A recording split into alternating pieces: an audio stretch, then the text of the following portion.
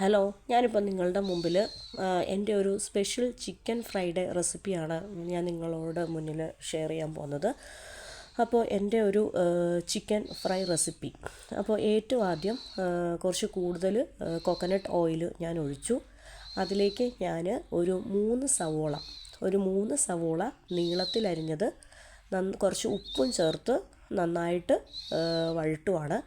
അതൊന്ന് വഴണ്ടതിന് ശേഷം ഞാൻ അതിലേക്ക് ഒരു പിടി ഇഞ്ചി മിക്സിയിലിട്ട് അരയ്ക്കൊന്നും വേണ്ട, ചെറുതായിട്ടൊന്ന് ക്രഷ് ചെയ്തെടുത്താൽ മതി. മിക്സിയിട്ട് അരയ്ക്കരുത്, ഒന്ന് ചതച്ചെടുക്കണം. അപ്പോൾ ഒരു പിടി ഇഞ്ചി ഞാൻ എന്ത് ചെയ്തു, ആ എണ്ണയിലേക്ക് ഇട്ട് മൂപ്പിക്കുകയാണ്. പിന്നെ അതിന് ശേഷം എന്ത് ചെയ്തു, ഞാൻ ചതച്ച ഒരു പിടി വെളുത്തുള്ളി അതും ജസ്റ്റ് ഒന്ന് ക്രഷ് ആയാൽ മതി, അല്ലാതെ അരഞ്ഞു പോകണ്ട. അപ്പോൾ എന്താണ്, ഞാൻ ഇതിലേക്ക് ഇപ്പോൾ ഞാൻ ചേർത്തിരിക്കുന്നത് കോക്കനട്ട് ഓയിൽ ഒഴിച്ചു. അതിനുശേഷം ഒരു 3 സവോള ഇട്ടു. അതിനുശേഷം ഒരു ആവശ്യത്തിന് ഉപ്പിട്ടു അതിലേക്ക്. പിന്നീട് ഒരു പിടി ഇഞ്ചി ചതച്ചതും ഇട്ടു, ഒരു പിടി വെളുത്തുള്ളി ചതച്ചതും ഇട്ടു. അതിനുശേഷം ഞാനിനി ചെയ്യാൻ പോകുന്നത് ഒരു 4-5 പച്ചമുളക് ഗ്രീൻ ചില്ലി നീളത്തിലരിഞ്ഞത്. പിന്നെ ഇതിൻ്റെ മെയിൻ ഹൈലൈറ്റ് എന്ന് പറയുന്നത്, ഞാൻ ചിക്കൻ ഞാൻ പൊരിച്ചു കോരിയ ആ എണ്ണയിലേക്കാണ് ഈ സവോള ഈ കൂട്ട് ഞാൻ തയ്യാറാക്കുന്നത്. അപ്പോൾ ഞാൻ ചിക്കൻ പൊരിച്ചു കോരിയത് എങ്ങനെയാണെന്ന് വെച്ചാൽ, മുളക് പൊടിയും മഞ്ഞൾപ്പൊടിയും പെരുംജീരകപ്പൊടിയും അതുപോലെ തന്നെ പെപ്പർ പൗഡറും ഉപ്പും ചേർത്തിട്ട് കുറച്ച് നേരം കുഴച്ച് വെച്ചു. അപ്പോൾ ആ ചിക്കൻ ഈ എണ്ണയിലിട്ട് ഞാൻ ഫ്രൈ ചെയ്തു. അതിനുശേഷം ഇതിൽ എണ്ണയിൽ നിന്ന് മാറ്റിയതിന് ശേഷം ആ സെയിം എണ്ണയിലേക്ക് തന്നെയാണ്, ചിക്കൻ പൊരിച്ചു കോരിയ സെയിം എണ്ണയിലേക്ക് തന്നെയാണ് ഞാനിത് ചെയ്യുന്നത്.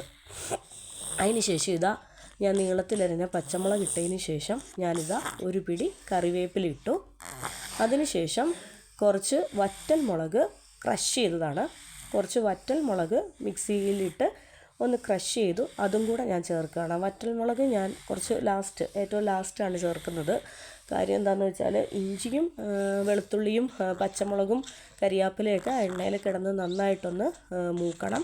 പിന്നെ വറ്റൽമുളക് കുറച്ച് ലാസ്റ്റായിട്ടൊക്കെ ഇട്ടാൽ മതി. കാര്യം എന്താണെന്ന് വെച്ചാൽ, കരിഞ്ഞു പോകാൻ പാടില്ല.